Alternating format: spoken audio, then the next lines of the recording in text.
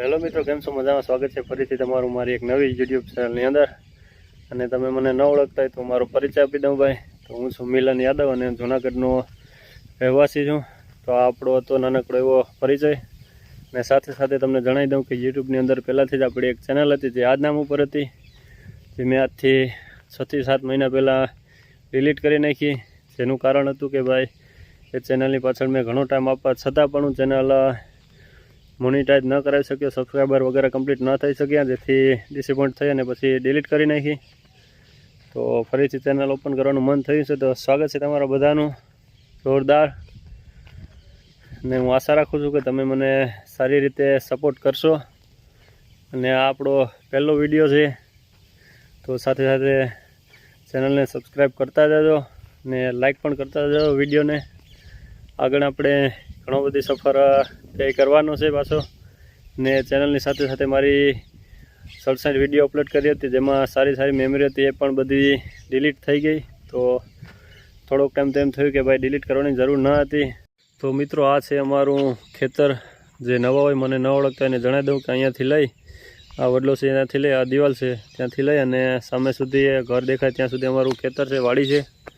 અને સાથે સાથે અત્યારે જુલાઈ મહિનાનો ટાઈમ છે, તો ખેતરમાં મગફળીનું માંડવીનું વાવેતર કરેલું છે. બાકી એને મસ્ત અહીંયા ઝૂલો લગાવેલો છે ઘરની ખેતરની સામે. નવરા હોય એટલે દિવસે ફ્રી હોય એટલે બરાબર બેઠા અથવા તો ઘરની અંદર હોય, ત્યાંથી મસ્ત અને બધો વ્યૂ દેખાય. ઝૂલતા ઝૂલતા આખું ખેતરના દર્શન થઈ જાય સવારમાં ઉઠીએ તો પણ. બાકી આ અંદર આવવાનો, ઘરની અંદર ખેતરની અંદર આવવાનો ડેલો છે. અને અહીંયા થોડાક પથ્થર ઉતાર્યા, 10-12 ટ્રેક્ટર. હવે નવા મકાન બનાવવાનું કામ થોડા ટાઈમ પછી કરવાનું છે. ને થોડાક પથ્થર સસ્તા હતા તો ઉતારી લીધા. બાકી અત્યારે ક્યાંય સૂરજ દેવતા દેખાતા નથી. ચારો તરફ વાદળછાયું વાતાવરણ છે. ને અત્યારે 6:45 જેવો ટાઈમ થયો છે. તો સાથે સાથે તમે પોતાના ઘર તરફ વળતા પક્ષીઓનો કલરવનો અવાજ સાંભળી શકો. બાકી ભાઈ, આ છે અમારો ગામડાનો કાચો રસ્તો. જ્યારે પણ સારો વરસાદ હોય ત્યારે જસમસ તો અહીંયાથી જાય છે. અને અમારા પાછળના ભાગના બાજુના ખેતરનો વ્યૂ છે. તો ભાઈ, આ તો અમારા ખેતરનો વ્યૂ અને સાથે સાથે આજુબાજુના ખેતરનો વ્યૂ.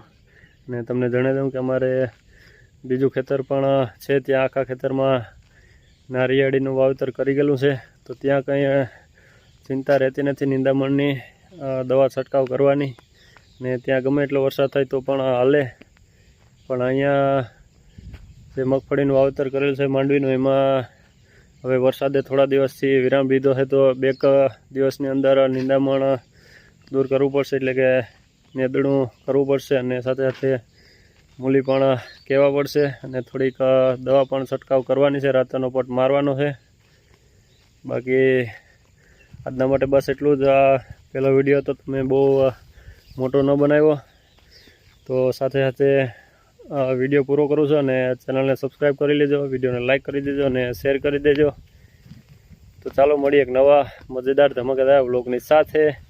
Bye bye.